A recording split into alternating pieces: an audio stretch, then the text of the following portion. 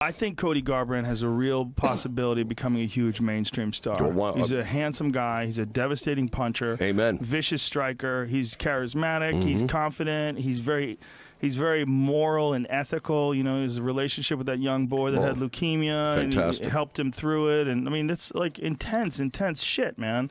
I mean, he's a special guy. And that's was it leukemia? Is that what it was? Yeah, leukemia, right. I mean, he's a special guy. He pulled all that stops out, man. I like I said, we just mentioned on our podcast, it's like it was almost like he was holding back. And he said, okay, I'm going to pull it out once I fight for the title. That's when I'm really going to show what I can do, because he looked like a complete different fighter. He was always good, but this was a whole different level. But the way he dominated Dominic Cruz mentally, especially, leading up to the fight where it appeared that he had gotten, Cruz had gotten under his skin when he stormed out of the interview stuff. But from the opening bell, like you say, the taunting and stuff, and yet able to back it up and show whether it's evolution or whether it was already there, a masterful performance, man. Well, he grew up in tough environments, and I think that what he said after the fight, when I asked him about it, like, was the taunting, did it bother you? He goes, no, I love that stuff. He was like, I'm used to that. Like, that was an environment where he's comfortable in. Well, he was also able to stay real calm in that, world championship spotlight. That's very difficult to do. Plus, he flipped it around, He shows Cruz that he doesn't want to go into this battle almost, like walking off. But then once the fight started, he started doing it to Cruz, and I think it got to Cruz. Pointing at the ground, doing the little breakdance moves, but the then uppercuts. Credit Cruz for the way he handled defeat. Yeah, but very real gracious. Like a man. No, like handled others? it as good as anybody. Tim Kennedy's another one. Handled it as good as anybody. Yeah. Some guys. McGregor. Handled it. McGregor handled it as good as anybody. He beat me. That's it. You know? That's as admirable, as putting out the correct game plan and winning. I mean, there's something incredibly admirable about a guy who can take a loss like a man or a woman. I mean, anyone who can just accept what happened, and that's just what it is. It's very unfortunate when you see someone that's saying some things that don't really make sense, like after a fight, or blaming it on other people, or blaming it on their camp, or blaming it on an injury, and it's just...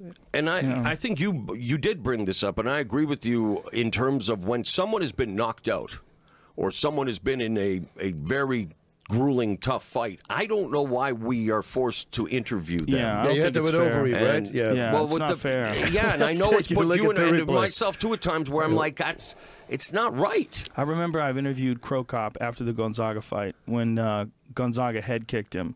And I was asking him questions. He had no idea where he was. You could tell there was no one home. I mean, he had just gotten completely flatlined.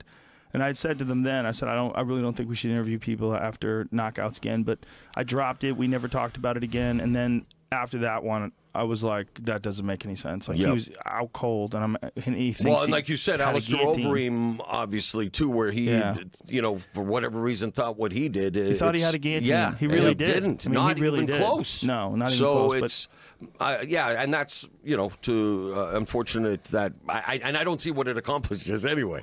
Yeah, it made me feel bad, too, and I had to give him the opportunity, and then I had to give him an opportunity again, because you couldn't see it the first time, so we had to watch it from another angle, and the other angle revealed that it didn't happen. So he was kind of stuck. Yeah. That's not awkward. fair. No, it's not. But it's also not fair if someone tells you they had a guillotine. You got to look at it. Oh, whoa, 100. You you have one. Never yes, know. of course. Because that would be fucking crazy. If we saw that he had the guillotine, we saw Stipe do this, and we went, oh no. Yeah. Well, hey, what about my introduction to Pride? My very first show, Bushido 1, our first fight, Chris Brennan, Eiji Mutsuoka. I'm settling in, getting ready. I'm really excited to work with Boss. And immediately there's controversy. Brennan had Mutsuoka in the armbar.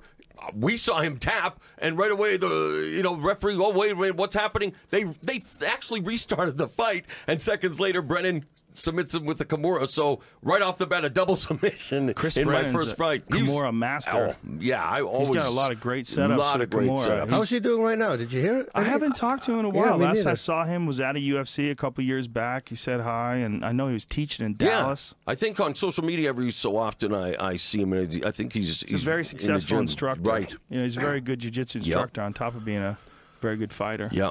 No, that was, it's... So many memories, man. Yeah, Oh, that's Sakuraba, right? Sakuraba all the way back, also in the UFC, a double tap. Remember Right. the armbar against Conan Silveira, right? And Murillo Bustamante. Remember when I think he fought, even our good friend Big John said that was the biggest. He owned up to it too. But that the guy doesn't make many mistakes. But that one, I know that he in the book regretted greatly, obviously. So yeah. But yeah. And so you were saying Murillo Bustamante. Yeah, in the UFC against. God damn it!